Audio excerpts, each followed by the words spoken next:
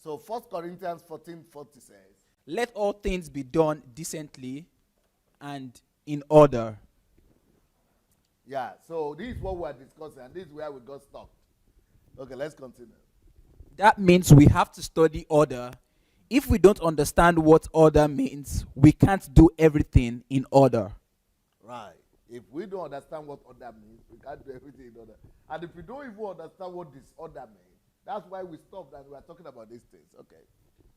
I know that each of us has much to do. Sometimes we feel overwhelmed by the task we face, but if we keep our priorities in, what is there? What's there? In is in black. In order, okay, we can accomplish all that we should. We can endure to the end, regardless of temptations, problems, and challenges. All that will make us overcome any challenges. National building, national development. If we put order in place, that's what it's trying to say. If we put order in place, we will be able to overcome any challenges, problems, or temptations. Any of them could be surmounted if we could just introduce order into the system. So we need analysis and understanding what order is. Okay. What is order? Order is the way in which people or things are placed or arranged in relation to each other. Order is?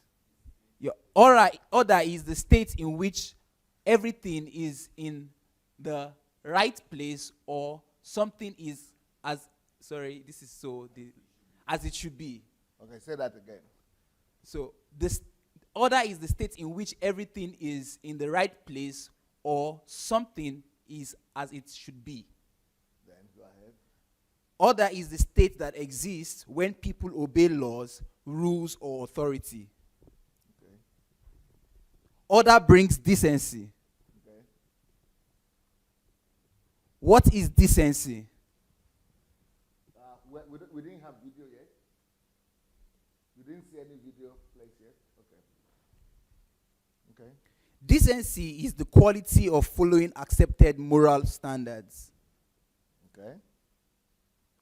Decency is the quality or condition of being decent. Property of conduct and speech, proper behavior. Propriety. Okay. Propriety of conduct and speech, proper behavior, modesty, courtesy, etc. Socially proper actions, the properties, things needed for a proper or comfortable standard of living. Okay, video here. Let's now. Let me tell you what I'm about to show now.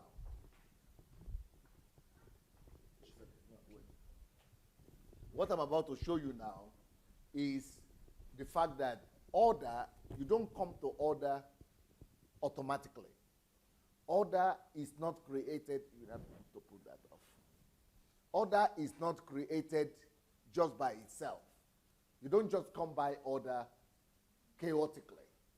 Order is not just formulated or created by itself. So that's why we are taking so much time to understand what order is and what disorder is as well. Now, what I'm about to show you now is a film, a clip or short film of how the United States of America, who has been to the U.S.? You live there. Okay. You live there. Okay. If you've been to the U.S., you'll see that it's a different country and it's a civilized, highly advanced country, even in people's interaction with each other. And you'll be wondering, how did these people become like this? Were they just born like this? I want to tell you that no, they were not born like that. and especially in the United States, where people come from different ethnic groups, different cultures, and different religion and different influences, it is difficult in such a society to build a country like America has become. It's almost impossible because it's a complex society. It's supposed to be worse than when it's a monoculture. That is a polyculture. So it's almost impossible to build a society like America, especially with all the complexes there. But America, in fact, you know what I tell my members here? I tell them like this: if you have not been to America, at least to live there for 1 year or 2 years, or to go there up and down frequently. Now, there are things also that could be fixed there. That's a lot of problems, right? But when you compare it to any other country, it's the most ideal country that has ever been created. America is the most ideal country you ever see. Especially in building society, in interaction with people, and things like that. Now, how did they come across this kind of America? How did they bring about this America? Let me tell you how.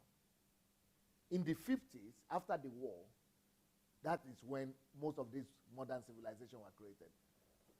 They discovered that they had a lot of challenges because before the war, America had what they call repression. Is it repression you call it?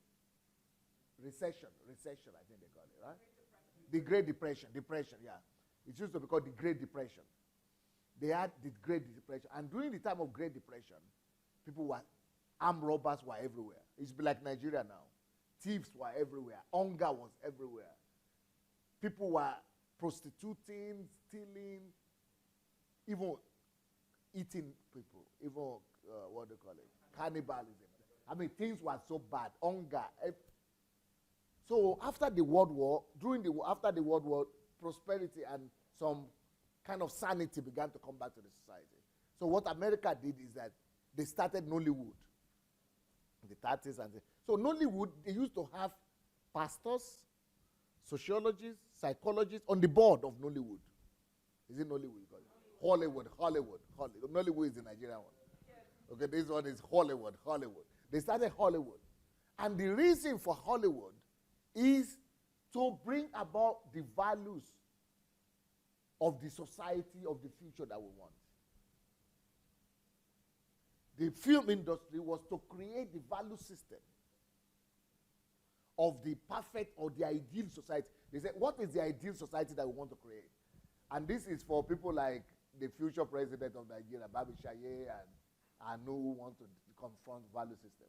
So they created the film industry for it to formulate value systems. So when you now look at the film industry in Nigeria and Nollywood, you see that it's not created for any purpose connected or related to value system. It's money-making machine. So I want to now show you the kind of films that Nollywood was doing in the 30s, in the 40s, and in the 50s. How they started. What kind of films were they creating? All these films were all around the subject of how to bring about good people, valued people, people of virtues, and how to build a society of harmony and of virtuous people. So the Americans you see today is as a result of the value system that were laid in the 30s, 40s, 50s. So even though other people are now coming from other cultures to join them, the overwhelming population, dominant population, is behaving like this. So you just flow along automatically, whether you want it or not. Even though the people, the next generation coming, they might not have been taught, but because they're relating with 80%, 90% of the people who have been taught, they adapt it easily. So what are those value systems? What are those cultural standards? Which of my books where I wrote, is it in Calling and Purpose, where I wrote the values that made up America? No, it's not, is it? 13 values. No, okay, that is dignity of labor, no? No, I think I've not published it. It's another book that I'm still planning to. Protestant values, I think. Yeah, I think I've not released that yet. Okay, don't worry.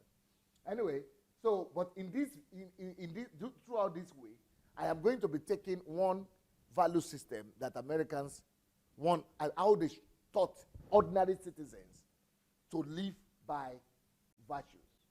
So the one, I don't know the one that we are going to see now, but every day I'm going to be showing you a different one. Grooming. Okay, okay, give me some topics of some of the things of those videos that we are going to show you. Do you have a list of the topics? For example, they will teach you, Hollywood will do a video of maybe 30 minutes video, or 5 minutes video, 10 minutes video, and the whole family will sit there in the evening to watch. And you know, a topic, it could be a topic like how to brush your teeth, how to use toothpaste, and toothbrush. Can you believe it?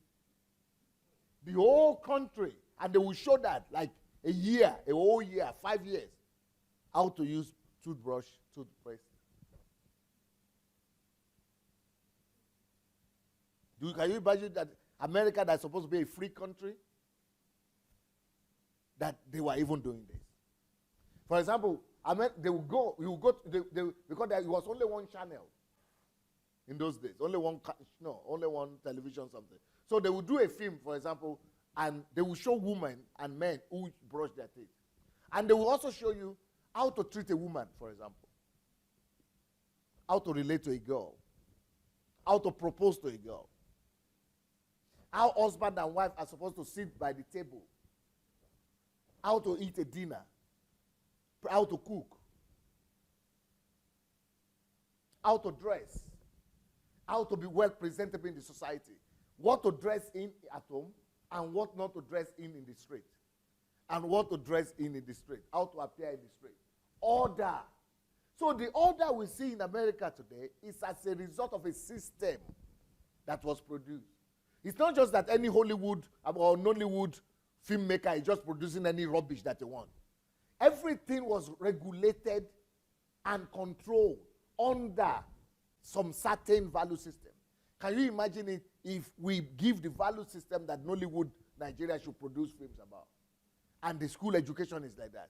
And this thing was not just being done by the Nollywood, but the Hollywood in America. Hollywood is doing their own, school system is doing their own, churches are doing their own, so the whole society, that's how value systems are created. Let's look at the atrium here.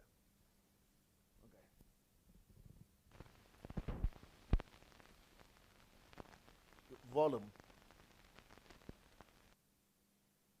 Let it play.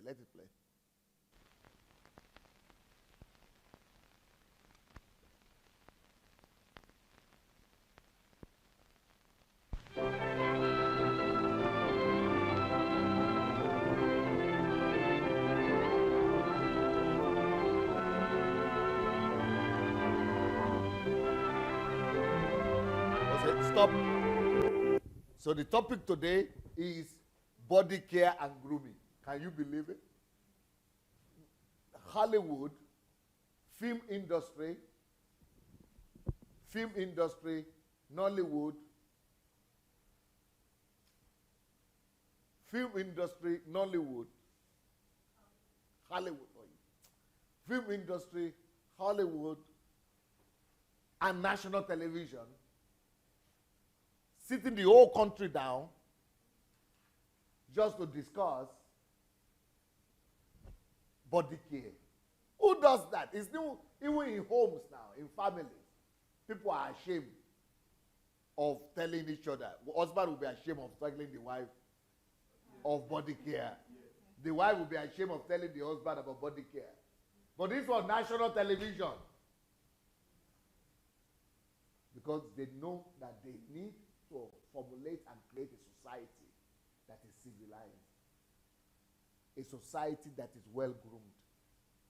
A society that is a virtuous society. They want to create a society. They have a vision. And that's one of the first things that I want to do in Nigeria when I get to Nigeria. To influence the government to call together all film producers and give them a set of value systems that all their films will rotate about. Hard work, dignity of labor, diligence, faithfulness, order. Can you imagine if all the films of Nollywood are about virtues, and everybody is sitting there and watching them? Then you go to the school system, you repeat the same thing. Then you go to the churches, because that's one of the things I would do, to call all the churches, all denominations, all you Muslims, and give them a set of value systems that they must all promote in their messages. They have to preach their messages, but let them be about values, not about miracles, not about breakthrough, not about some chanting and some rubbish. But let them teach people about hard work. Let them. Their Bible talks about hard work. Their Quran talks about hard work. All these values are in their religion. Let them that this is our national priority right now. So anywhere you go to school, you hear about value system. You go to movie, you hear about value system. You watch television, you hear about value system. That is how we can change our people. I don't know if people are getting it. And that's what I wrote in that book, how to discovering the callings and purpose of every nation. Okay? Go ahead.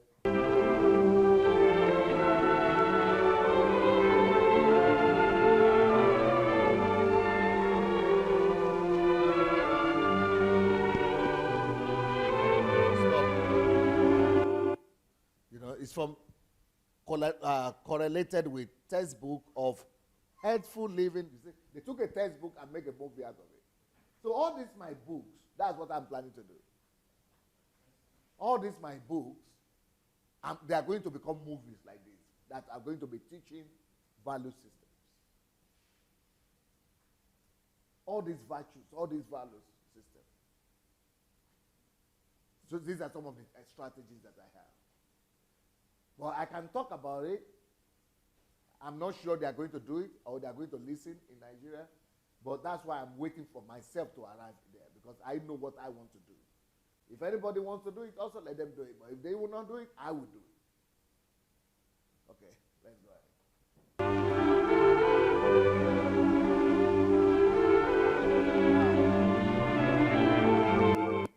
Now, if you go to America and you want to know how America became like that, they will not tell you. You can live in America for 50 years. You will not even know that this happened. Even Americans themselves will not tell you, because they didn't study it. But for me, this is my calling. This is my passion. Principles of growing nations, developing and bringing, development and civilization of nations. So I know these things. That's why I know about Germany. That's why I know about America. That's why I know how I can tell you the stories of all these countries involved. But most people will not be able to tell you because they didn't study. Hello, do we have coffee there? Can anybody go there and take some coffee and some cookies? We have cookies and coffee. Everything. I told you yesterday, the other day, that everything must always be there. Hello? Yeah, you have to have cookies there every day, because we're here all day. And some people are having jet lag, like my sister here. Go get some coffee, or get her some coffee. Yeah, get her some coffee. So you must make sure we have all those things there. I'm sorry, guys. Now let's go.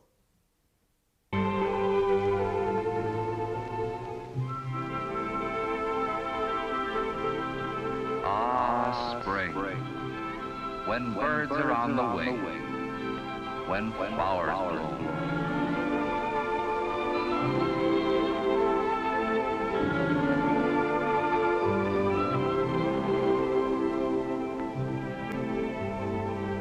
Spring, when a young man's fancy lightly turns to thought. What's the matter? Exam week getting you down? What you need is to put down that notebook and take in some of the beauties of nature. See what I mean?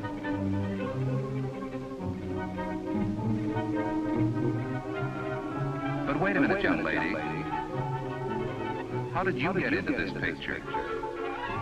You see, we're trying to prove a point about nature and beauty, and you're not exactly helping, you know. Look at your hair. Look at that blouse. And the way that skirt hangs. And those socks. Sorry, there must have been a mistake. You don't seem to be exactly the type to make this guy behave like a human being.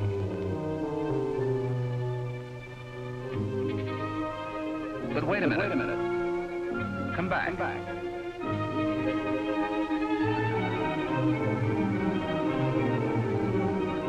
Let's start all over again. Oh, brother. Oh, brother is right. Look at that hair, that skin, that mouth. And now look at that blouse. And now look at the skirt. And the socks. Thanks a lot for helping us prove a point. And you too know the value of a good appearance.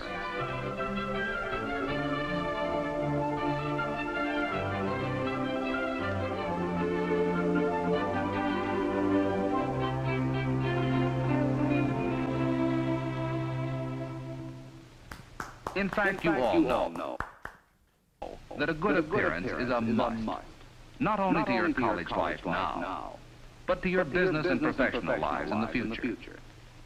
But good appearance is more than dressing up like a fashion plate. Anyone will make a good appearance if he's neat, no matter what his style of clothing. Clothes are important. Besides fitting well and looking well, the clothes should be appropriate to the occasion. Wearing inappropriate clothes, like these shoes, is a sure way to make yourself uncomfortable and conspicuous. But good grooming is more than clothes deep. Good grooming starts with personal care. This principally means the care of your hands, your hair, your teeth, and your skin. Let's begin with the skin by taking a look at it from the doctor's point of view. You'll find that skin is a complex living tissue, whose proper care requires a basic understanding of what it is and what it does. In this highly magnified section through the skin, we see that skin is made up of various layers. Individual cells of the outer layer are constantly drying out and dropping off to be replaced by the growing cells of the layers below. You will see that apart from schools, they teach these things in schools. They teach them in through television. All televisions show these things.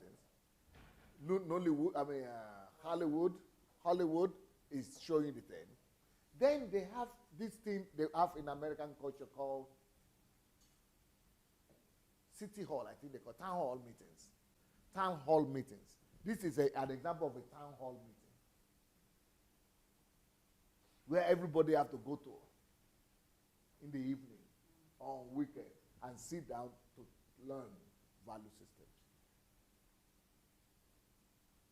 Is Nigeria so organized like that? Why are you surprised that we don't have order, we don't have system, everybody drive anyhow? Because our government, nobody thinks about these things. They think that things will just come up by themselves.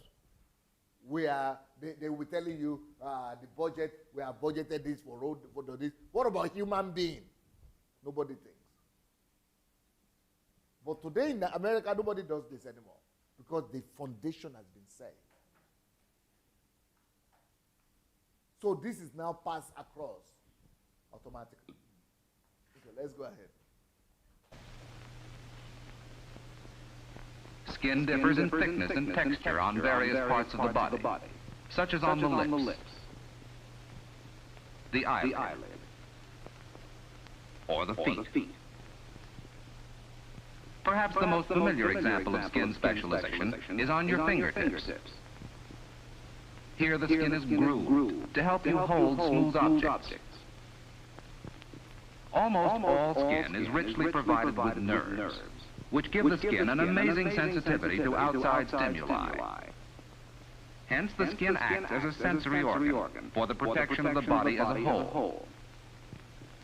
And skin serves to protect you still another way, by providing one of the first physical signs of illness or disease.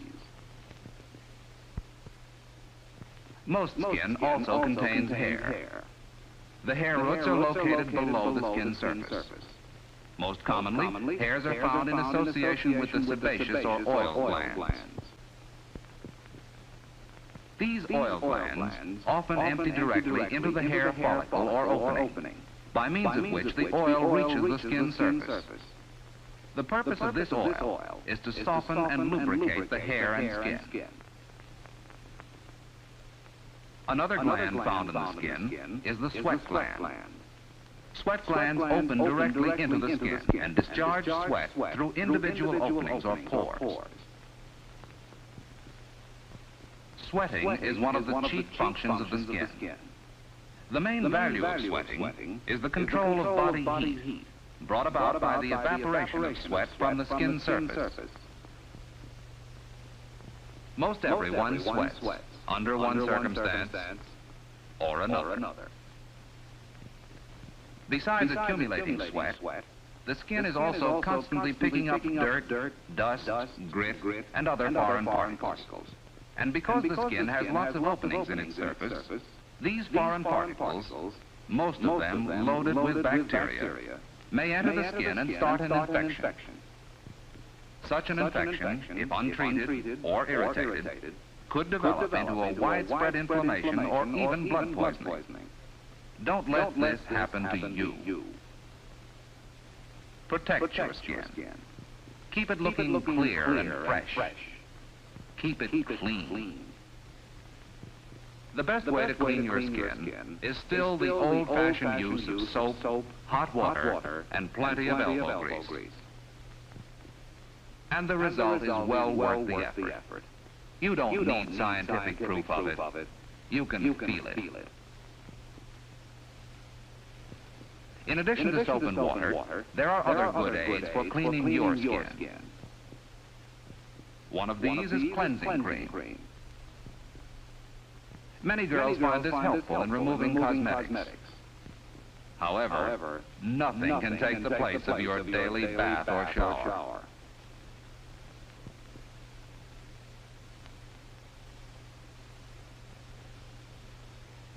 This is the time to give your skin a good, invigorating workout. If there is no visible dirt to wash off, there are body odors to be eliminated by cleansing your skin of dried sweat, skin scales, and dust, which accumulate constantly. Your bath or shower should end with a brisk rinsing to carry away all soapy residue. This is really the best part of the shower. It stimulates the skin and wakes it up all over. Are you believing it? Bathing and toilet articles should be kept for your own personal use. Don't share them with others. You wouldn't use another person's toothbrush, so don't use their towel or toilet articles. Order. And it goes without saying that only clean lingerie should go next to that clean skin. While it may not be necessary for all of you, some girls use a lubricating cream or lotion to prevent skin roughness or chapping. Expensive creams and powders, however, aren't necessary. A healthy skin can be kept attractive with only a few simple preparations.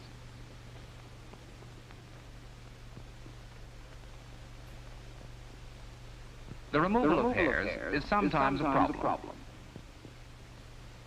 You can take care of single hairs with a pair of tweezers. But for leg and underarm hair, your best bet is a safety razor.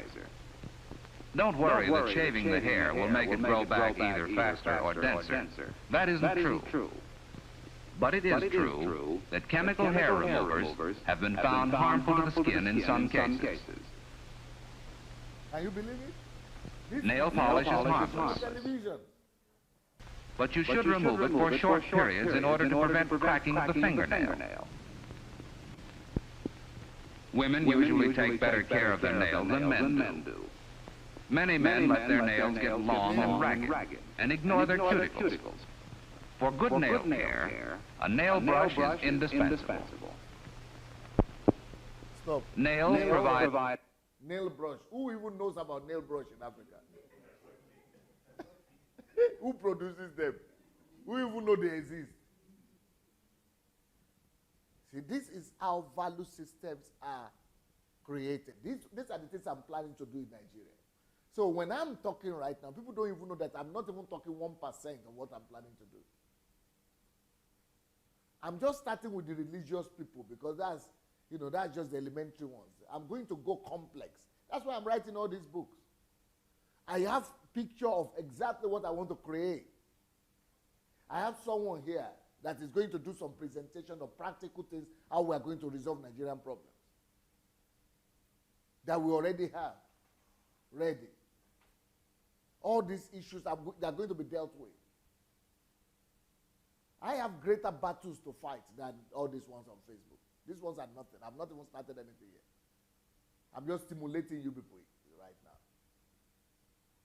Because I have more complex issues to resolve, how to resolve the problem of every nook and cranny of Nigerian society. I think, do you want to still watch it, or I think you get an idea, or you want to continue? Continue. There are different, you want to see? There is nothing to see there, I think. I think you got the idea. You can go and look at it if you want. Go and look at it in the YouTube. I think you can go and see it in the YouTube. But this is just for you to have an idea that, things could be addressed like this. Film industry could be addressed like this. Okay, let's go to the next video. No, is it the next video?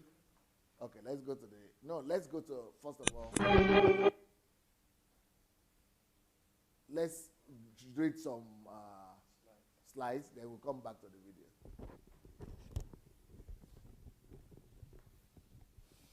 Okay. Examples of order. Our nose is not on top of our head. Our mouth is not under our feet. Why is it that our mouth is not under our feet? Why? Huh?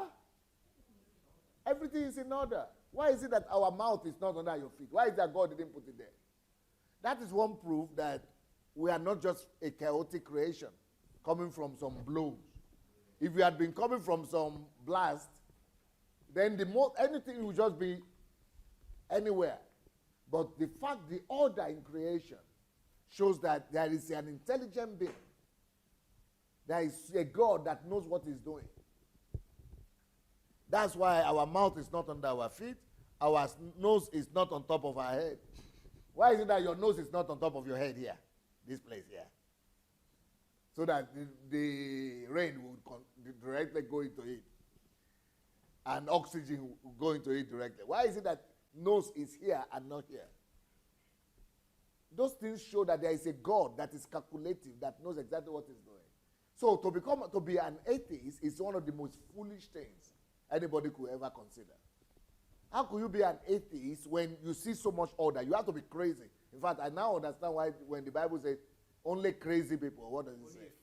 Only a fool. In the Russian language, it says only people who have lost their mind. We say there is no God. I like that better than fool. Only crazy people, people who have lost their mind, lunatics, will think that there is no God. Because we cannot see this order. Why is it that your mouth is not under your feet? If it is by accident, it will even be here itself. And it will not collaborate with your intestines and everything like that. These things cannot be by accident. It takes an intelligent God to be able to put everything so much intelligently together. Do you know that up to now, science has not discovered how to fix everything, how everything works? So much intelligence. All universities of the world can still not understand how everything functions. Mm-hmm. And we are saying it is just accident. How can accident create something that's so perfect that even universities cannot figure out up to today? Because there is a God that is intelligent, that is more intelligent than us. So the mouth is not under our feet because there is a God that put everything in order. Our nose is not on top of our head because there is an intelligent God that put everything in order. God is a God of order. Let's continue. God is not the author of confusion, or Author of confusion. Order makes things work smoothly, peacefully, and without stress. That's one of the advantages of order. That's one of the advantages of order. Smooth walking, peaceful walking, without stress. The universe. Okay. Before we do this, the universe, let's go back to the order video that we had there.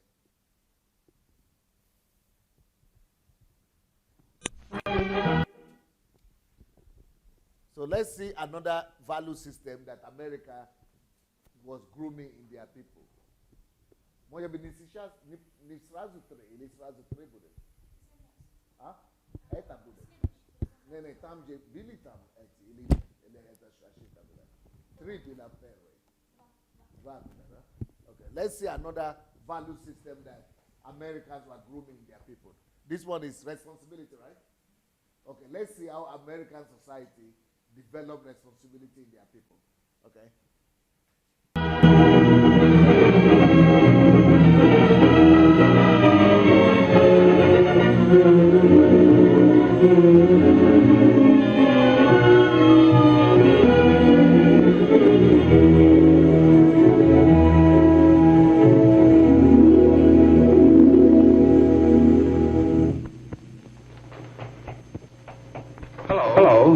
I'm Jim Gordon. The people I work with call me Mr. Gordon. At least when I'm around, they do. They're about your age. That's right, your age. You see, I'm principal of Lincoln High School. My job is to help boys and girls be the kind of young men and women they'd like to be. Capable, educated, and responsible. This sheet of... That is the director of a high school. He has just given you right now the function of a high school director. Let's hear that again.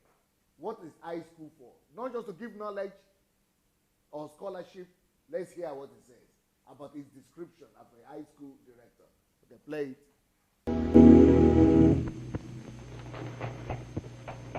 Hello, I'm Jim Gordon. The people I work with call me Mr. Gordon. At least when I'm around, they do. They're about your age. That's right, your age. You see, I'm principal of Lincoln High School. My job is to help boys and girls be the kind of young men and women they'd like to be. Capable, educated, and responsible. This sheet of paper is mighty important to two of...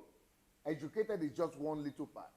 But capable, responsibility, and being all you want to be, all you can be.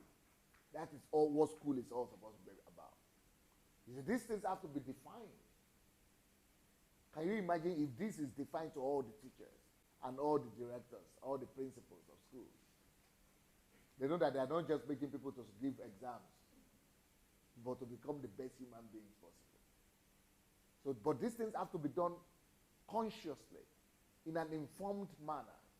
Not just assume that, oh, maybe somebody will be lucky to become somebody. Another person is not so lucky. So these things have to be in systems. They have to be consciously executed. Okay, let's continue. Will be the kind of young men and women they'd like to be. Capable, educated, and responsible. This sheet of paper is mighty important to two of our young people. I don't know what's on it, but I do know that it could make a big difference in the lives of Hank Evans and Lloyd Smith. However, the contents of the paper would make the most difference to Hank Evans. Before I look at it, I'd like to tell you some things about Hank Evans. And I know more about him than he thinks I know. Hank Evans came to Lincoln High School from Lowell School. His older sister Vera had been one of our best students, and we were glad to have another Evans at Lincoln. It was the opening day of school, and Hank was in the midst of... Jane Cox? Here. Henry Evans? Here. You're Vera Evans' brother, aren't you? I have Vera. Yeah, I'm a brother, but can't I be just plain Hank Evans? Lloyd Smith? Here, Hank Evans had a right to expect that he be treated as an individual, not just as Vera Evans' younger brother. But it's the things that come out after you've known a person a while that really tell you about him. For instance, about the third week of school in Miss Jackson's English class. So you can tell where the ability of honoring individuals in America is coming from. Because they have been trained like this. Don't just say this is your sister, this is somebody's wife. Oh, this is Mr. Something's wife. This is something's brother. This is somebody's sister. Treat everybody as individual. He expects to be treated as individual. Now, how does the American society become like that? Because they were taught in different areas. Leave every detail. Okay, let's go. Hank decided. Very important to discover why Shakespeare introduced the ghost into the scene. Now, just a moment now, just a minute. Will you please follow through on chapters 9 and 10, just as you did chapter 1 today, and be ready to discuss them tomorrow? Beyond that now, chapters 9 and 10. All right, we may go now. Hi, Sam. Hi, Lloyd. How's the boy? How are you? Hi, John. Next to you. Hi, John. How are you? Oh, why don't they let us out of class on time? I've got to go clear over to the other side of the building. Oh, I know what you mean. I got the same. Miss Jackson, I'm sorry, but I didn't get the complete assignment for tomorrow. There was so much noise in the hall. I know, and I'm sorry. It's chapters 9 and 10. Read them and be ready to discuss them tomorrow. Chapters 9 and 10. Read and be ready to recite in class, as we have been doing. Is that it? That's it. And I promise not to wait until the end of the period to make the assignment next time. Thank you. I'm glad that's done. Homework in every class of Miss Jackson's. So wonder she didn't... Say, she did say something about 2 chapters. But what? And what 2 chapters? The thing that the principal talked about in the beginning, education, responsibility, capability, becoming everything you want. This is what they are now demonstrating out. You see the way a student is supposed to behave when you don't understand the teacher. Go for an appointment. Ask the question. When they told you the answer, repeat it out. Voice it out. Write it down. That's how they were teaching responsibility. Then the teacher also take responsibility for the noise. They made sure that there was noise after the class. Take responsibility. She said she's sorry for that. Then she repeated the thing. Then she said, did you get it? Say attitude. Who is teaching you attitude in Nigeria like this? Everybody to their own thing. Everybody just anyhow. Insulting everybody. But let's keep on seeing this. Can you believe it? These are the kind of thing we need to go back to. And nobody is thinking about that right now in Africa. Go ahead, let's play.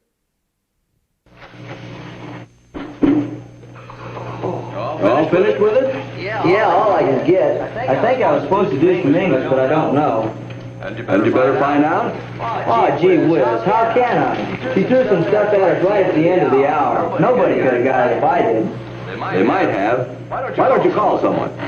Oh, all right. I'll call Lloyd Smith. Maybe he'll know. 2903. Lloyd? Hank. Hey, what did Miss Jackson assign for class tomorrow? Well, she said to read chapters 9 and 10. I guess she meant so we could decide on them just as we have been doing. Anyway, that's what I'm going to study. If we don't do it tomorrow, we'll have to do it later anyhow. But you don't know for sure. Well, thanks, Lloyd. Goodbye. Chapters 9 and 10. Maybe. If it's not 9 and 10, well, then I've read them for nothing. Besides, I've done enough work for one night. Perhaps Hank wasn't entirely to blame that he wasn't prepared for English class the next day. But Beverly Anderson was prepared. She had taken it upon herself to make sure what she was supposed to do, and had written it down so it wouldn't slip her mind. Lloyd Smith could contribute to his class discussion too, because he had learned that you can't let things slide and expect to keep up. And Hank? Oh, he had a couple of bad moments. He hardly knew what was being talked about, but he managed to avoid being called on to recite, and no one except himself was the wiser. I could unfold this slip of paper right now and see whether we, the teachers and I, have been wrong, and Hank Evans has been right. Does it make any difference if you let things slide once in a while? But let me tell you another incident in Hank's career. He and Lloyd Smith used to get their lessons together. It was an even-up proposition. Neither one of them did more work than the other. Quantity x minus 3 times quantity x minus 5. Hey, look here, Lloyd. This isn't going to prove out. We've got a mistake somewhere. Well, maybe it's up here in this first substitution. Hey, how'd that 5 get in there? Hey, that's it. How'd we miss that? Let's see. Well, it's going to factor now. Sure it is. Of all the dumb mistakes. And that finishes the problems, too. This is all our societies. You saw how women are supposed to behave at home, how housewives are, everything, how housewives are supposed to behave, how husbands are supposed to behave. There are themes for everything. How students are supposed to behave, how teachers are supposed to behave, how interactions are supposed to, but we just expect everything to just happen chaotically. We know there are schools, we just have schools, that's all. We build schools, send your children to school, no. Nobody teaching anybody. Even right now, as we are showing these things, some people think these are just trivialities. And in fact, even in the Facebook, people are just dropping out because, what is that? In some old something.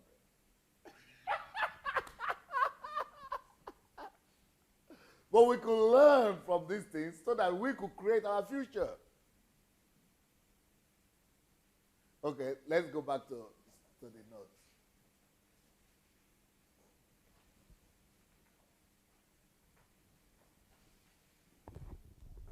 Order makes things. Wait. So I'm going to go back. So God is not the order. He's not the author of confusion. But God is the author of order. It makes things work smoothly, peacefully, and without stress. Now, that's how God created the universe. The whole universe is created in order. Can you read? Yeah, Genesis 1, 6, verse 11.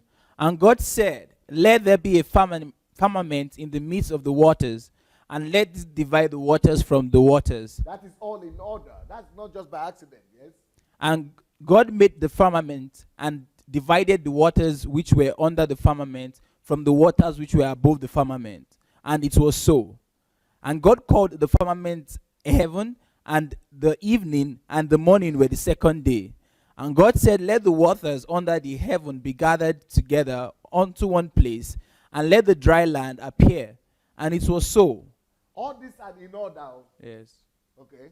And God called the dry land earth, and the gathering together of the waters called he seas.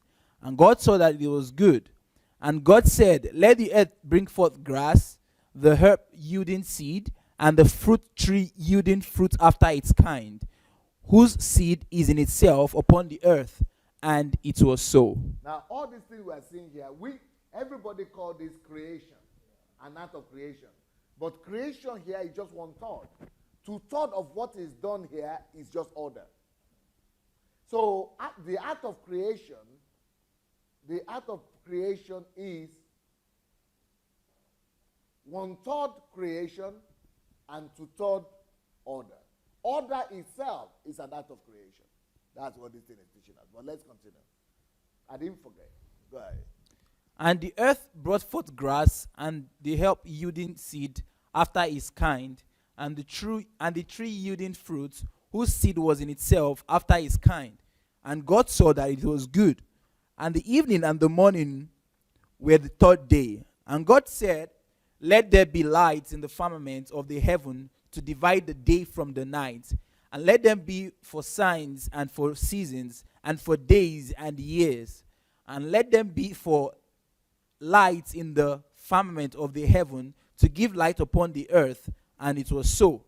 And God made two great lights, the greater light to rule the day, and the lesser light to rule the night. And he made the stars also. Okay, you will see that there are places where God said, let there be, and then God made. So there are places that when he said, let there be, it's arranging. That is order.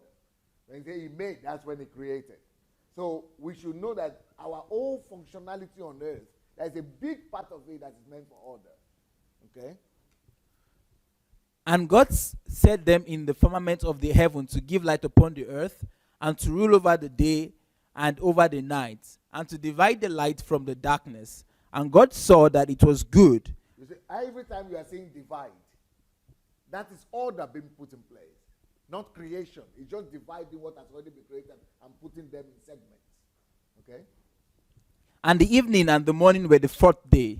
And God said, let the waters bring forth abundantly the moving creature that hath life, and fowl that may fly above the earth in the open firmament of heaven. And God created great whales and every living creature that moveth, which the waters brought forth abundantly, after their kind, and every winged fowl after his kind. And God saw that it was good. And God blessed them, saying, be fruitful, and multiply, and fill the waters in the seas, and let fowl multiply in the earth. And the evening and the morning were the fifth day. Okay, you will see that a great part of everything that God has given unto us, we don't need more blessing. You will discover that even with God, He didn't need to create things new all the time. It is not more blessing, more something you need sometimes, but the ability to put everything in their right place. The ability to put everything in their right place and in the right order. That will bring about 2/3 of everything you need in life. Management. Management is more important than provision. Management is more important than provision.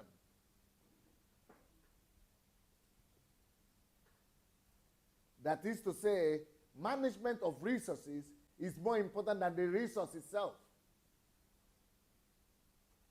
And until we understand that, we will be making a lot of fools about how much resources we have, how much wealth we have, how much natural resources we have, how many people we have. But what is more important than that is the management of it, therefore. Yeah. Because even if you have all the natural resources in the world, if you don't learn the act of management, which is the ordering, the order, the proper arrangement of things, all those resources and blessings that you say you have will turn to be a curse to you. Yeah. Same thing with order. Putting all those things that God has blessed you with in order is by far more important than having new things. Most of the time we think that it is the things that we don't have that is responsible for our condition and situation. But no, it is what you do or you don't do with what you already have that is responsible for your situation and condition. It is not about what you lack, but what you do with what you already have. Do you have the ability to manage and to place order and put in order the things that are already available to you? Or you are always fusing and looking forward to those things that are not even there and thinking that you are miserable because of what you don't have. Meanwhile, you are miserable because of what you don't do with what you already have. That's what God is telling us here. And when by the time you study this, I'm going to break all these things down. We are just reading now. But by the time we break them down, you will discover that, so what God was doing in chapter 1 of Genesis was not too much of creation. No. 2/3 of what he was doing was putting order in place. He will create one thing and make order. And as a result of order, you have 3 products. but he only created one. But you get 3 products thanks to order.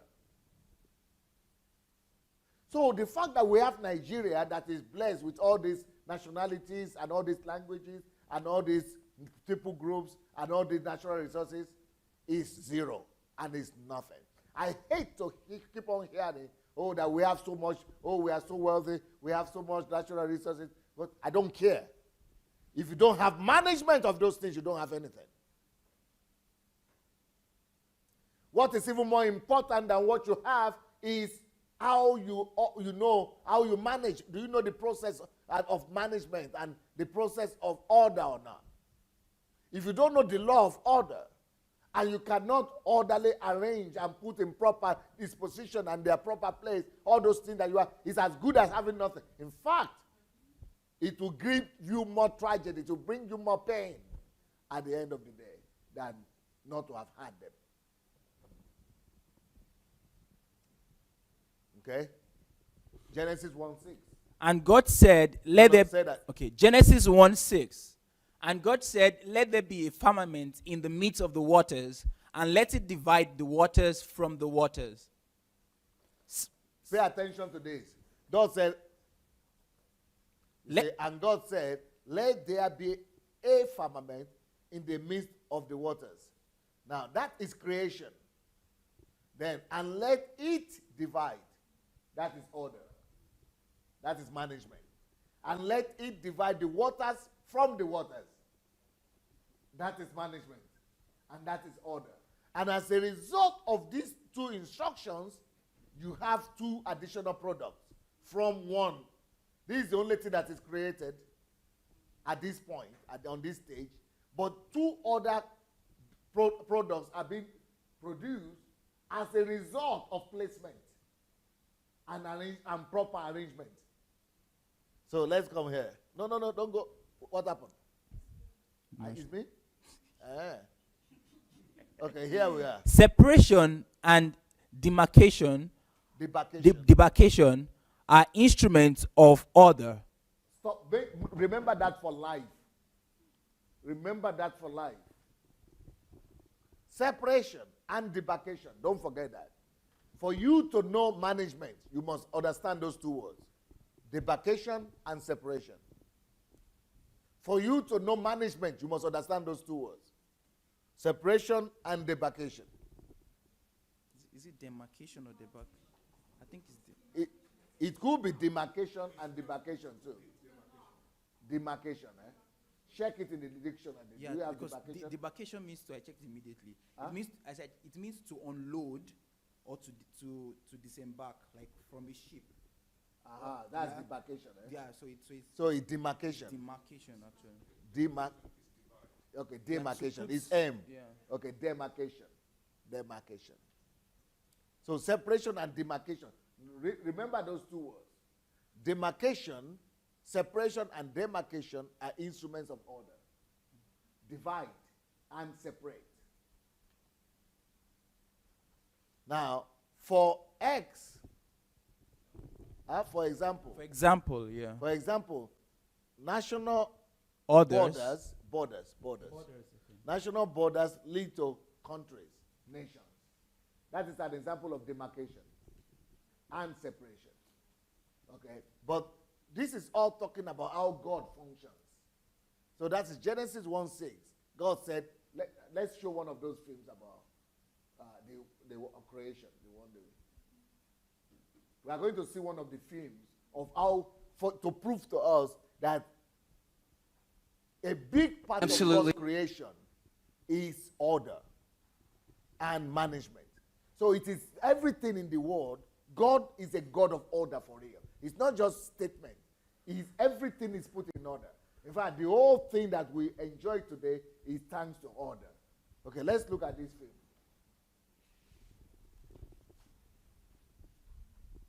Hello?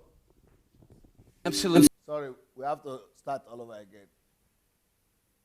Absolutely. Blew my mind. Can you start from the beginning? Just a little journey through our... Okay, thank you. Now, We will do another one. But before we do it, you see the way everything is put in order. There was a pastor the other day who was talking about tithe, that God paid tithe of the universe, and the universe, the galaxies, and all those kind of, just talking, just trying to mesmerize people. But God is a God of order. If you see this movie, you will see that everything is not doing any discovery. It's just telling us how everything is placed in the universe. And that, God, everything is set in place. God is a God of order. Everything works out of order. In fact, God functions only by order. And if we are his creation, if we are the image and likeness of God, order must be our lifestyle. Can you take the microphone? I want you people who are medical doctors here, two of you to come forward. Are you a medical doctor? Okay. I want to hear put on the light. Success, any medical doctor. Prove to me that, I want you to prove to our people who are watching us that our whole body is a system in working in order. That God is a God of order through our digestive system. If something is wrong, prove to me as a medical doctor that digestive system shows that God is a God of order. Amazing. Wow. Well, let me start with this. That every system in our body, the digestive system, circulatory system, respiratory system, it has a control center in the brain. So everything gets information from the brain. For example, you don't just feel hungry automatically. It doesn't just happen. And when you are eating, so you don't just feel I'm full just like that. There is a center in your brain that actually communicates to each cell in your body to tell you that, hey, I need food. So that's what brings the hunger stimulation. So there's a site for hunger in your brain that tells you it's time to eat. And also, when you start eating, there is a center in your brain that tells you I am full. So this center in your brain begins to pass they call it signals to the cells in your digestive system. I mean, in your stomach, in your intestine, and in every part of your body that I am full. Not just about hunger and satiety, even in the system, because it all starts from cells. So we have cells that a coalition of cells leads to the tissues, and then tissues leads to the organs, and then the organs make up the system. So even when you are eating, looking at how it starts from the mouth, it's a whole system, because the moment you get any food into your mouth, right from your saliva, the digestion begins. So digestion does not begin when it gets to your stomach. No, right from your saliva, there are salivary enzymes that begins to break your food down from your mouth. And it's microseconds. Oh. It's not like you are, and then you don't spend so much time thinking about the food in your mouth, and then it goes to your esophagus and down to your. Immediately the food gets into your mouth, the salivary glands begin to release saliva that has several enzymes in them that begins to break food down from your mouth, and then it goes from that to your esophagus. In your esophagus, there are things that we refer to as the cilia. So these are things that actually lead to the passage of food down your throat. It doesn't just happen that food just gets in. So there are stuff that are there that actually lead to the movement of those food bolus from your mouth through your esophagus. All of these things are happening all by themselves. Then it passes through perfect order. Perfect. Then it gets through your esophagus to your stomach, because that's the next organ. Then in your stomach, there is even what we refer to it as a sphincter. So it's like a gateway, not the way we have doors here, that controls what comes in and what goes out. in your stomach, there are sphincters that actually lead to the regulation of food. So it doesn't just come up and just, so, and that's the reason why we refer to this as gastroesophageal reflux. So now, normally, when food gets to your stomach, because of the acidic content of your stomach, the food should not go back. Because the stomach is acidic, so if food from the stomach goes back into your esophagus, it begins to irritate your esophagus, because your esophagus is alkaline in nature, but it's only the stomach that has that acidic nature. So even God had created the sphincters in such a way that when food gets into your stomach, it should not go back. And so those things are there as barriers. So those are the sphincters. And then in your stomach, there are a lot of enzymes that also work on your food. And then also we have different... See how complex God's order is. Okay, that is just the digestive system. What about respiratory system?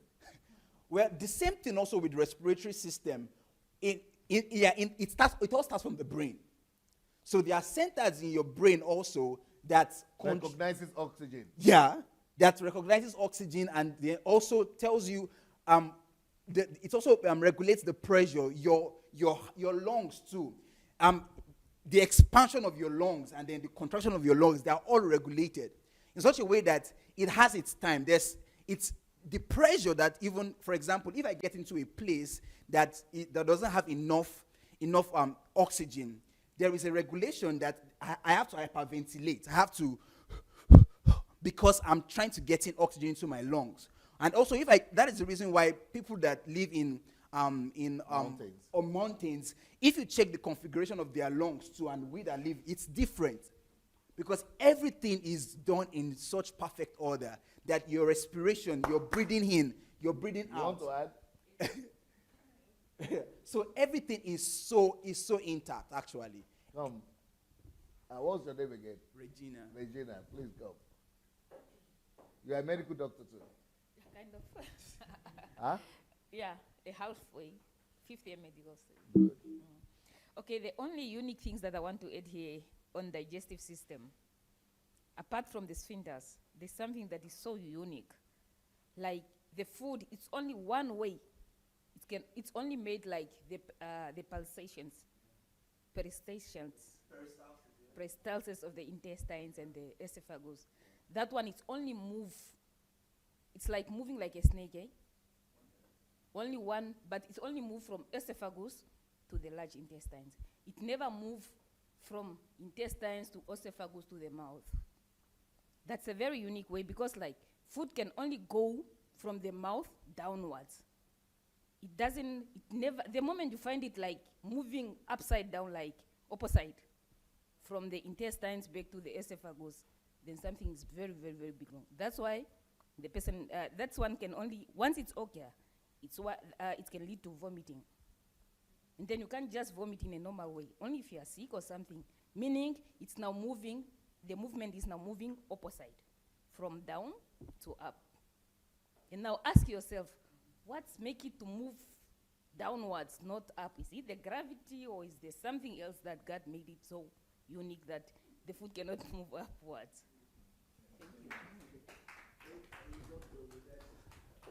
Yeah, I just want to say one thing. There is something we call disease, and the basic definition of disease is disorder.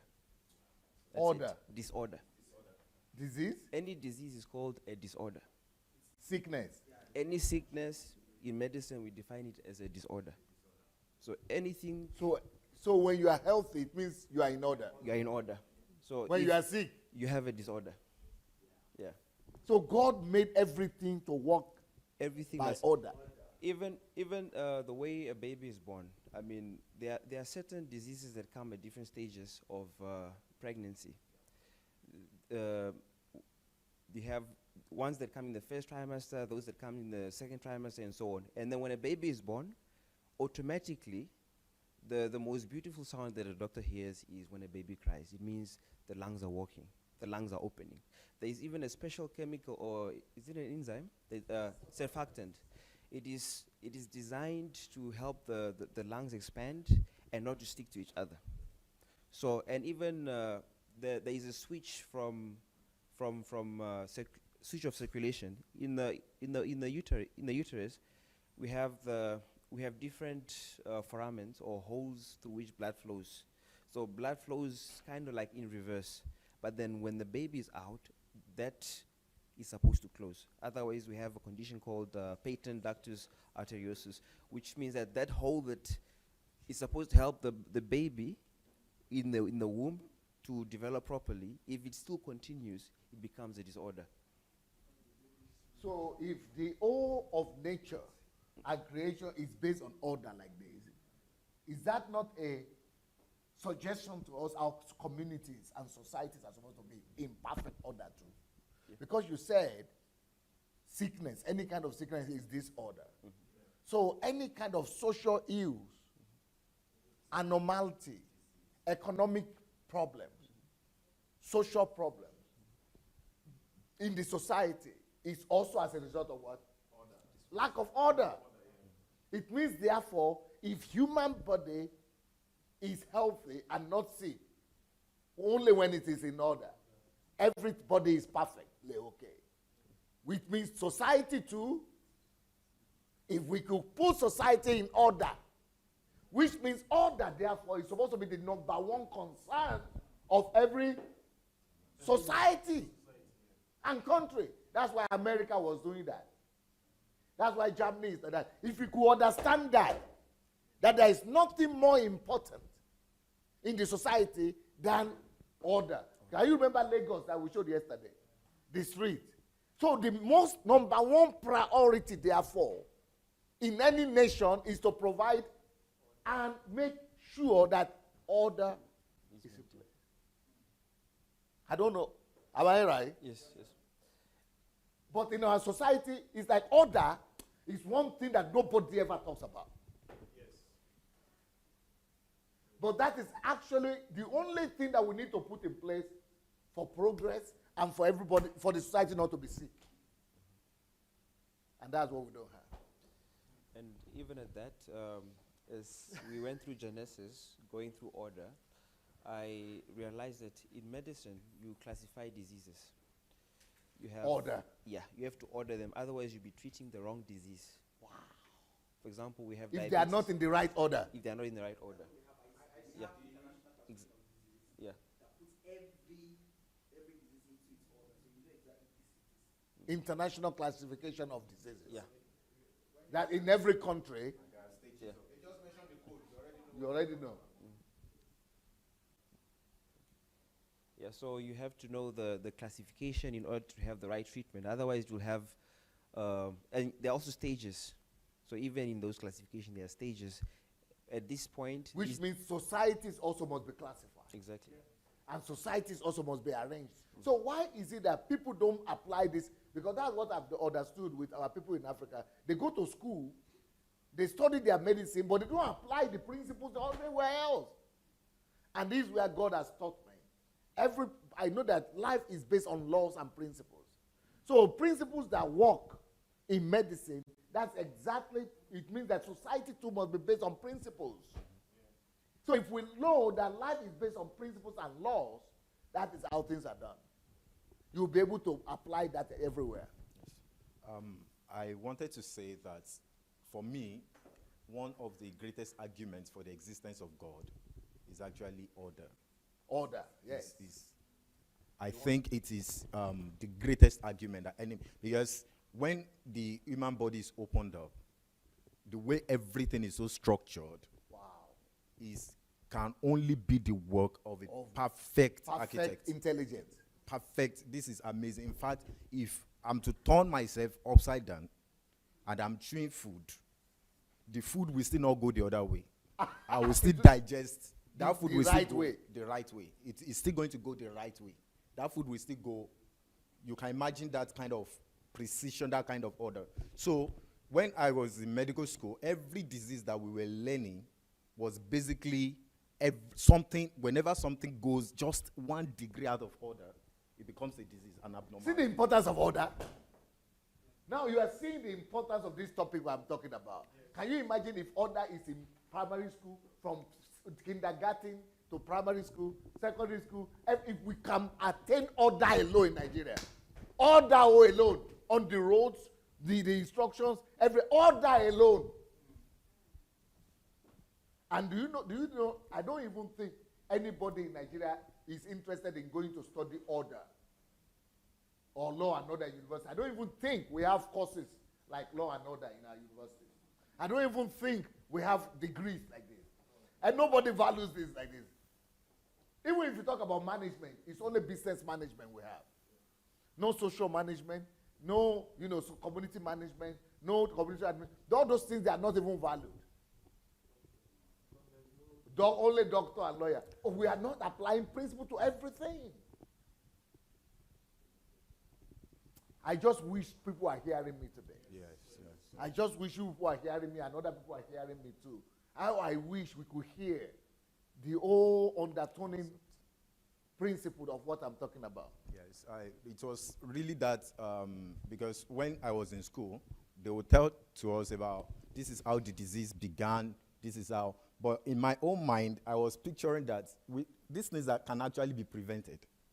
So many disorders, many diseases, they are just problems of management. Of disorder. And we give so much attention to how the disease came about, to the pathogenesis. We talk about the cures, the use of drugs, instead of the prevention of the diseases. So a lot, in fact, in public health clearly says that about 80% of diseases can actually be prevented just using policies, just using laws. Putting orders in place. If you don't want people to smoke cigarettes, increase the value-added tax, increase the taxation on, make these things expensive. Just basic things like that. So keep them from smoking. You keep them from diseases. Yes. So many of those things can be prevented. And then when I got into business school, in which I am right now, they talk a lot about very good topics: budgeting, accounting, management, how to manage an organization, how to increase the morale of your staff and things like that. But everything is just making sense to me right now on why we actually treat all of those topics. Everything they are trying to teach in business school is order. Just because of, thanks to this topic. Thanks to this topic. It's now making everything coming together. It's not becoming, because I now understand, either we are talking about finances of an organization or we are talking about managing people. The basis of anything in society is what? Order. Budgeting, financing, health, anything. At the root of everything is order. That's why Genesis, even in Genesis, at the story of creation, everybody is thinking it's story of creation. I've never heard anybody say it's a story of order. Creation of order. Nobody has said that. I've never heard it before. I am teaching it, but I never heard it before. But it is really the foundation of order. God built everything on order. That's how order is important. Absolutely.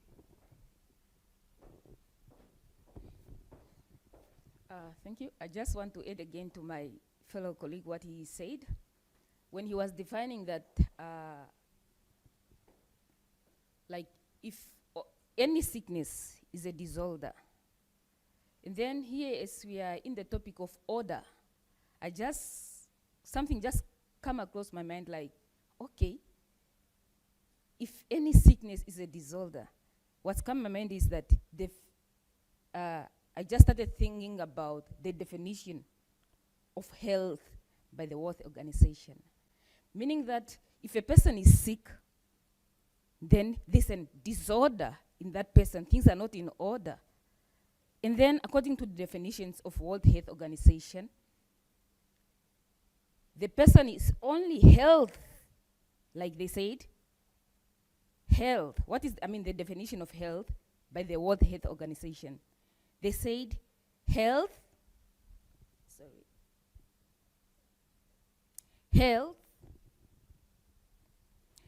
it's a state of complete physical, mental, and social well-being, and not merely the absence of diseases or infirmity. Meaning that if the person is having if the person is not sick, like everything is in order, and also the social well-being must be in order, the mental of that person must be in order. That's how I understand it. And then it's really making a big sense now. So, health is order. Social health is social when socially everything is in order. Mental health is when mentally everything, when everything is functioning the way they are supposed to function, or when everything is in order. So, I want to come from the mental health aspect. There are some chemicals in the brain that regulates the activity of the brain, and in fact, the whole nervous system. They are called neurotransmitters. And this is the underlying factor why people are advised against substance abuse. Because every substance you take in contains bits and element of this neurotransmitter. So the idea is that your body is already producing enough. So anyone you're bringing in from outside is causing a disorder. That's why alcohol leads to stupor. Not because your body does not need alcohol, but your body produces exactly the content it needs from rice, from carbohydrates, from bread that you eat. So by the time you are consuming an externally induced alcohol, you get to stupor because now you've caused a disorder, in a disbalance and a disorder in the system. So for example, when you look at, and this comes to mental health, and when you look at things like depression, when you look at schizophrenia, then we are trying to look at what are the causes. Now, most of these things have not really been established, but they point to the disbalance of neurotransmitters. So you mean someone can just go crazy, all because catecholamine. Catecholamine is noradrenaline and adrenaline hormones. Has a problem? So you mean a person can go crazy just because the dopamine has a problem? Just dopamine, or you know, something like the way you drink water and you say you are dehydrated. So just dopamine can make a whole man lose the essence of being a man. Just one, dopamine. So you find out that the way the body has been structured, one thing in the body must not go out of order. Not go out of order. Let me give you an example of using another part of the body now. Do you know what is called the appendix? Yes. You will never know the function of your appendix in the body until you have appendicitis. You will never know that thing is there. That's why when doctors suspect appendicitis and they are wrong, what they do is they just remove it once and for all. Why do they remove it? Because if the scar is there and they did not remove it, the next doctor will be thinking it's been removed.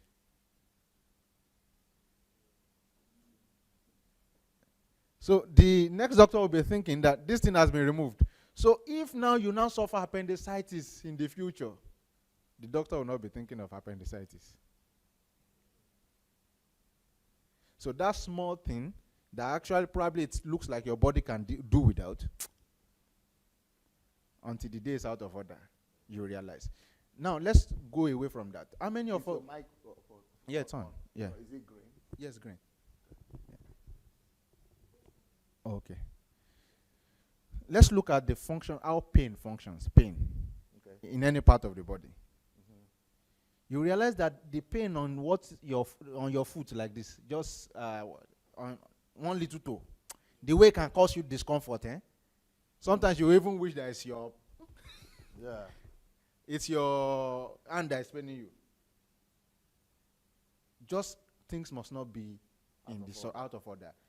Once it's out of order, you cannot imagine how great the consequences will be. So that's why we always also try to be in order and look at it now. Our lifestyle causes disorder on our health, right? And then disorganize our body. For example, you are eating anyhow. You develop what?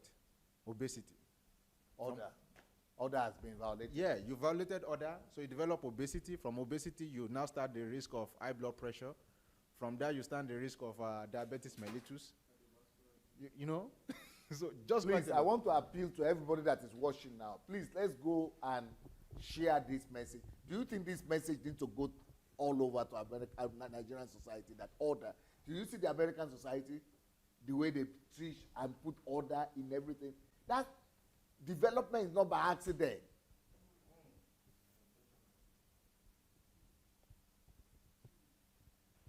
If this lesson alone, if this is the only thing I could bring to my world and generation and to Africans, that order is the most important need.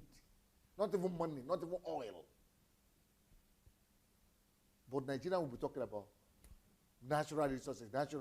We have so much oil. We have to get this. Biafra will say, oh, you are not giving us oil enough. Oh, the South Side will say, oh, we didn't get percentage. What happens to resources when order is lacking? It becomes a cause. It becomes a cause. That's why even now, America knows so well about order that data has become the biggest resource. Yeah, it's the biggest wealth. That's why Facebook and all those things, they are more influential than government, because they control more data than the government of a nation. Because it just comes from the order of codes, getting things in place. Even right now, all of us know about cryptocurrency, right? Yeah. It's the next order. But where is it coming from? Just the order of some cryptographs. Yeah. Data. So America has the highest reserve. In fact, not just reserve in terms of what they are buying. In their gulfs, their rivers, there is a huge deposit of mineral resources there. Yeah. But wise nations now know that it's not about the resource, it's about the order.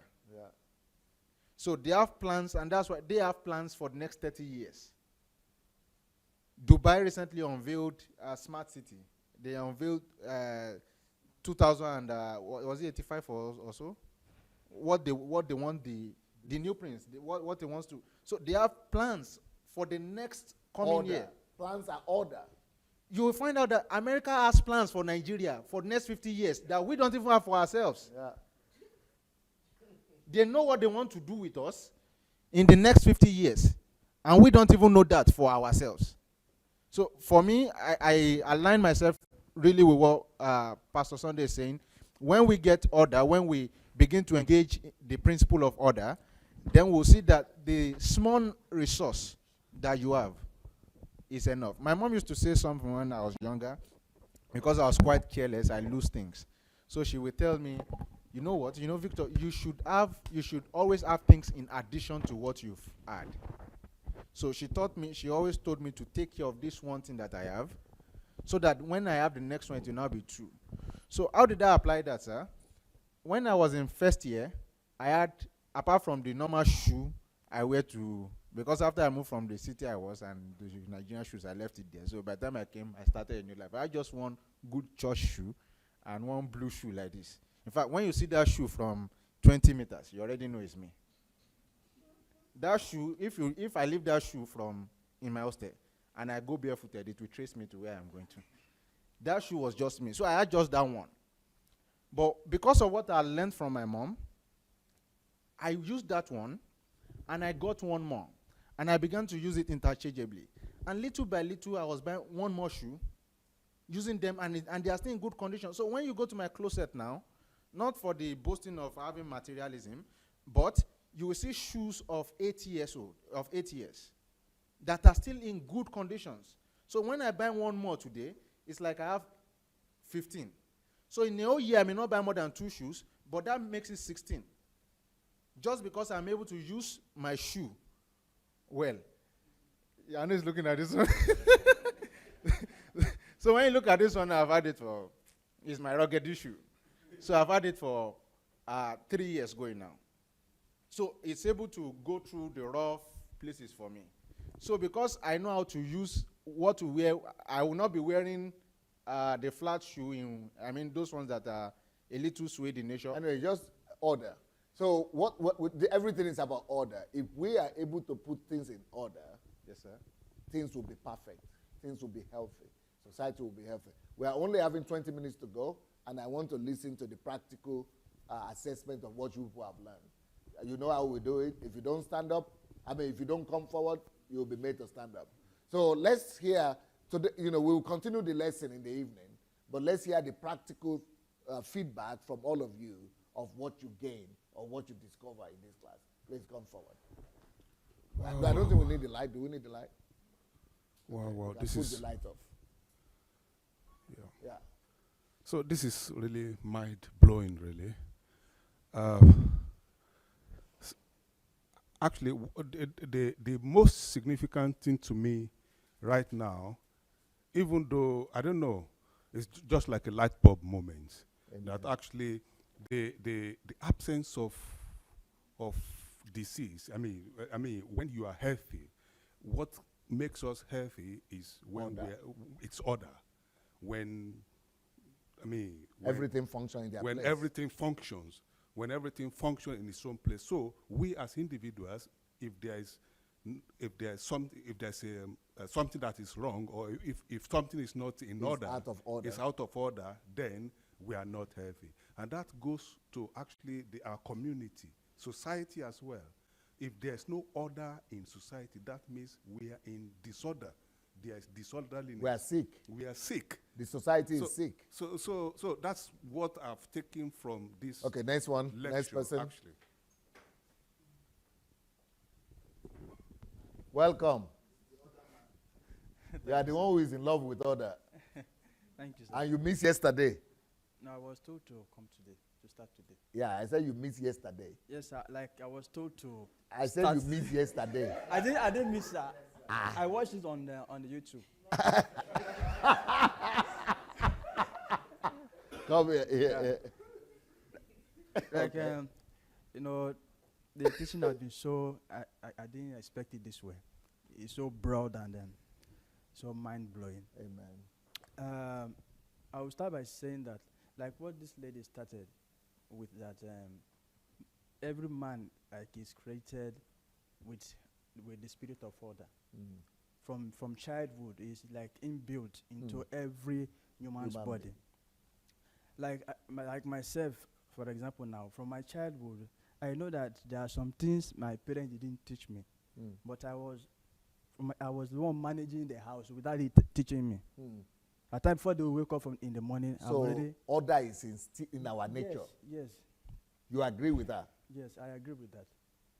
For myself, I experienced that as a child. Before they wake up in the morning, at times I will put everything in order before they will wake up, and they'll be greeting me. And apart from that one again, for us to like really live a life of order, we need external, Anything you people are going to be saying, I want you people to apply them to Nigeria and Africa. I'm Nigeria freak now, so we have to see at the application of all these teachings. Because somebody just told me, don't just talk about the problem, talk about the solution. I thought I was talking about solution. I didn't know I was just talking about problem. So let's always apply these things to our situation. Yeah, so as humans, we need external bodies to enforce, like these Germany. laws. Yeah, we need it. Like, for example, now, my mother... Can you live in Germany? Of course, like me, I like to stay in a place where they are implementing order. Like my mom, if she asks me to cook, and no matter how the food might taste like nice, if I do not clean up the kitchen after cooking, that my work is like nothing. She would like say, you don't do it. Like she will condemn my work entirely. That's an external force that was helping me. And my dad, his own, is even if you are able to eat probably around 8, and you say you want to keep the plate till tomorrow you wash, you say no. So far as you have the strength to eat that food that time, go and wash it. So like we need external forces like to really shaping us. So the nation too must use force. Yes, institutions to really force us to do something, because the human spirit has this, disobedient kind of life. But it's just like Nigeria. Anybody remember Nigeria last year? Nigeria was boiling because of what they call it. Biafra. But when external force came, now it's like it's never even happened. Everything is just quiet. You see, order needs enforcement. Yeah, and like the other area I want to point out is that, one of the sources of order I think is priority. Like for example, now if like this European, I've discovered that they have human beings as the number one priority. And for them to like, maintain these people that they value so much as their number one priority, they set things in order for them. They implement laws, they make things easier for them, enforce like laws and all that to ensure that they live a beautiful life. But like if you take, for example, like in our part of the world, I discover like from my own seeing, I feel human is at probably second, let me say second. And like stomach is first. If you have stomach as your basis of living, that means you can do anything to make sure you are okay without minding the person behind. Yes. So I will not say it's stomach. I will say maybe greed, money. Wealth or riches. I just put it stomach because that's where it will still end. Stomach infrastructure.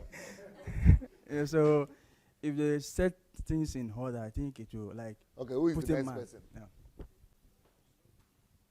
So these classes today, what was it doing to you? What are your decisions and conclusions? Yeah, I'm going back from what you said on priority. I was just thinking, I've never thought about order from the book of Genesis that you read. Like you said, we've always seen it just as a creation story. And it just goes to show that God's priority is order. Everything God did, God started with order. And that should be our priority. That's the foundation. And one other thing I got from all the medical doctors that spoke is that there is order, there is principle in everything in nature.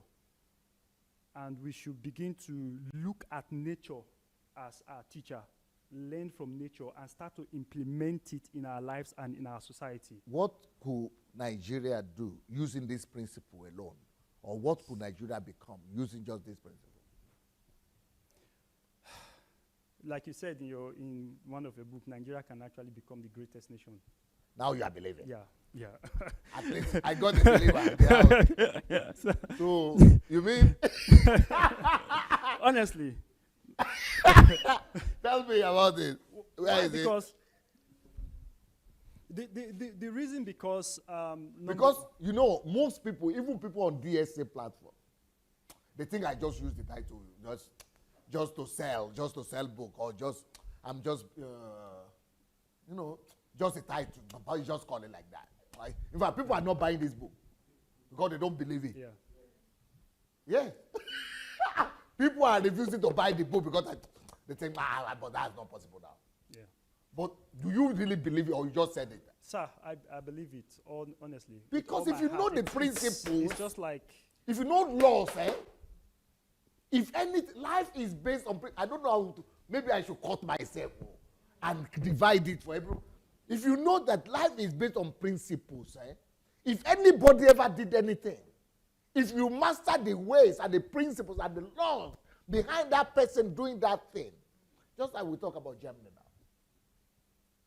and all these principles, if we will dedicate ourselves to observing the laws and principles, there is no way we will not create another Germany like that, or another US like that. You see all the rules. Now tell me why you say even this thing is possible. Yeah, the reason why I said that is because God is the creator of principles. He's the creator of law. He's the creator of order. He's the one who brought order. And what you are teaching us is actually kingdom values. So it's the values that is in the kingdom of heaven that you're trying to bring on earth. Now, look at the population of Christians alone in Nigeria. Now, let's leave every other faith, every other religion. Let's just say that every Christian in Nigeria imbibes this, what we are learning, imbibes this. And I'm sure there will be Muslims who will imbibe it too.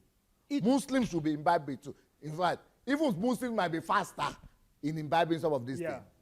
It will transform. Because they have Genesis too in their Quran. Yeah.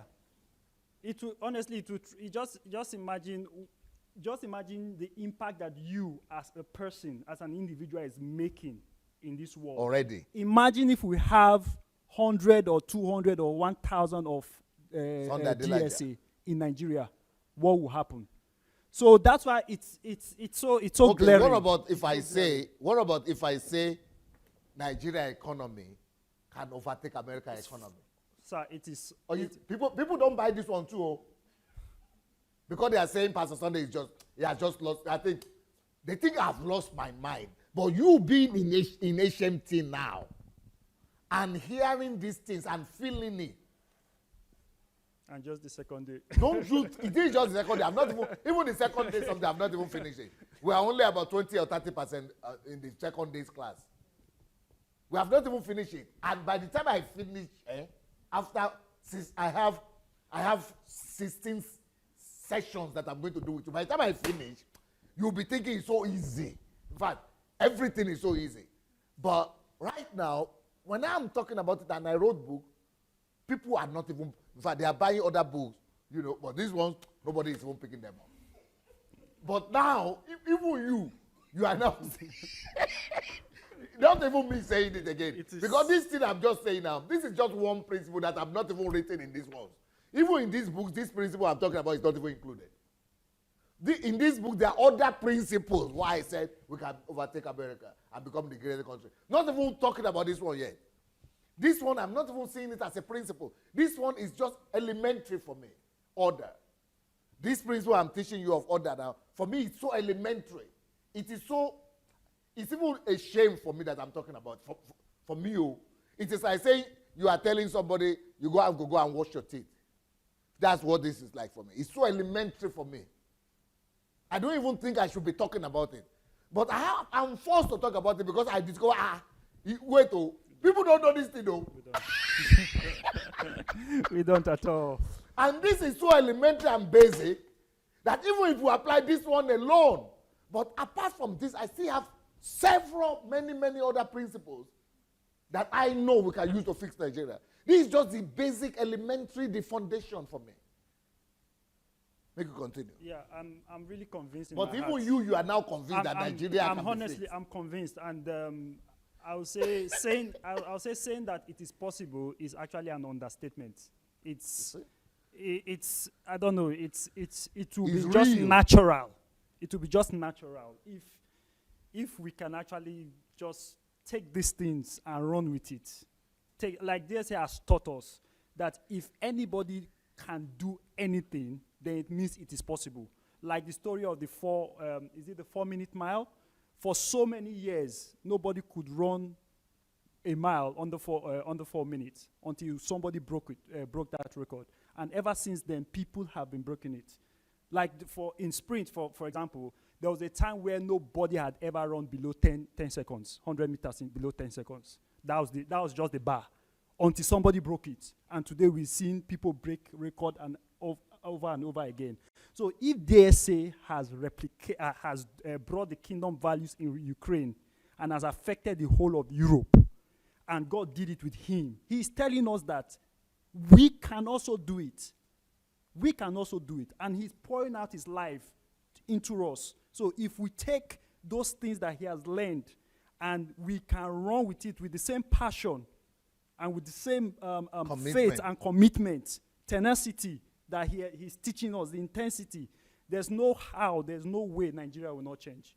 There is no way. So I honestly believe that it's possible in our lifetime. Look at that rubbish that we were talking about Lagos yesterday. And somebody was coming online to say that we shouldn't bash Lagos. We shouldn't put Nigeria down. That these things are not really as bad as we are trying to make. But a woman cooking, so people are living in a dream world. A woman cooking right in the middle of the road. You are telling me I'm bashing? Am I the one who put her there? We are seeing real life pictures, and you are telling me I'm the one who is at fault. Because I know order. I know that one little thing, order, can fix everything. I don't say I'm the one to blame. Just because I know how things are supposed to function. And I show you Los Angeles, so that ask more people how everything is working. Mike? It's time? Okay, make you finish. No, I've just said it because I just believe that, honestly, it's possible. That when we leave HMT, we should leave here with a different mindset. Because the only problem I have, I will tell you, is that I cannot get Nigerian people to listen to me. That's my only problem. Because even if the government doesn't listen, let them not listen. But if I could get the people, to listen to what the value systems that I'm proposing and I'm talking about, even that one is enough to make something change. But if I will get the government to listen and to apply the things I'm talking about, you will see that we can build a new country. That's why I'm talking about me going to Africa, because I know strategies and tactics to use to get the government to listen. And I also know what to do to get people to listen. That's why I'm who I am. I know how to do it, believe me. And one day, if you want, we'll talk about it too. How to make why I'm sure that the government will listen to me. And why even they don't want to listen, I know how to compel them to listen. I'm an expert in this. And I know also what to do to make the people listen to me. And I know how to do to compel them to listen to me too. So, but I need to, that's why I'm saying when the time comes, what I'm just doing now is just the groundwork. But you people are the first fruits. Because you are learning that, so there are solutions. Everything comes from the invisible world. Ideas. And you are getting ideas now. Wow. I think that's, lastly, I think that's where we come in as disciples. Because it's just the principle that Jesus Christ laid for us. He poured his life into 12, and the 12 went out to transform the world. So I think that's where we come in as disciples of DSA. The values and the teachings we are getting, if we can believe in it and go out there and replicate, there's no way things will change. Maybe somebody can speak. We still have 4 minutes.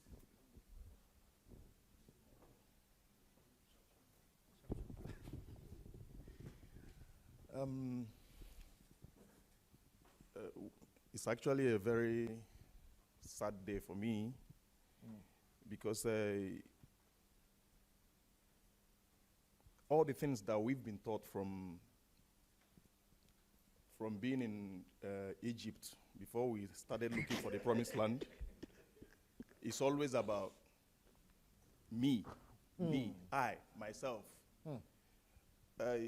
When you were talking about the book about Nigeria, I'm not gonna lie, I've not even touched one. I wouldn't even buy it. But listen, not be you alone. Nobody they buy. It's not just. I'm just saying the truth. That's why I'm saying it. Because if I want to go and buy DSA's book, even money will make you rich. Why people bought it was because they were hearing the explanation of what is inside. But from the outside, they are not sure if they should read it because it's saying, who is saying money will make somebody rich again? How can somebody say money will make somebody rich? Don't be money everybody they look for. We are all looking for money. And then somebody is now writing and saying money will make you rich. I don't want to read that kind of. But by the time you begin to explain to the person that it is to teach you how to start saving your money, say, what's the name of that book again? Now they want to read it because they have heard that this is how to save your money and then how to multiply it and how to invest it. And where is the book? I know how many times I've said to people, there's a book called Money Will Make You Rich. The guy said, which kind of topic be that one?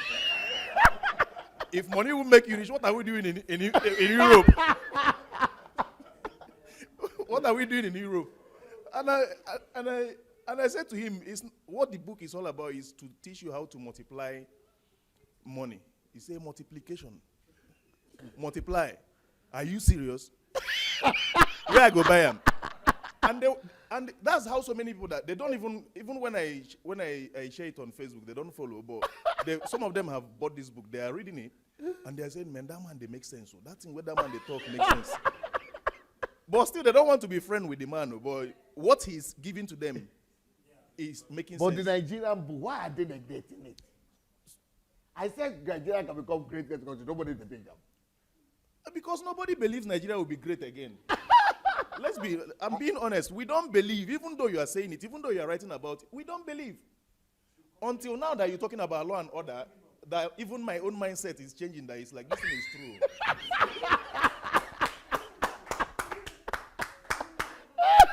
So we grew up in a place where the only thing you are thinking, you are looking It's for about yourself. It's about yourself. When you see a book that is saying this is how to make money, everybody wants to buy that book. This is the route to take, and if you follow this route, you will make money. Everybody wants that particular one. But when you're talking about things that will benefit others, things that will benefit us as a society, things that will benefit every one of us, nobody is looking for it. So it's a new thing for me today. This other thing, I've never understood order to be this way until today. So I'm really grateful for what I've received think today. this principle of order can help Nigeria? If this principle can be applied in Nigeria, Nigeria will even be better than Germany. Yeah. It will even be better than the America. Of course. It will be better than so many places because And you I can, wonder why you can people are not project and seeing see it. it now.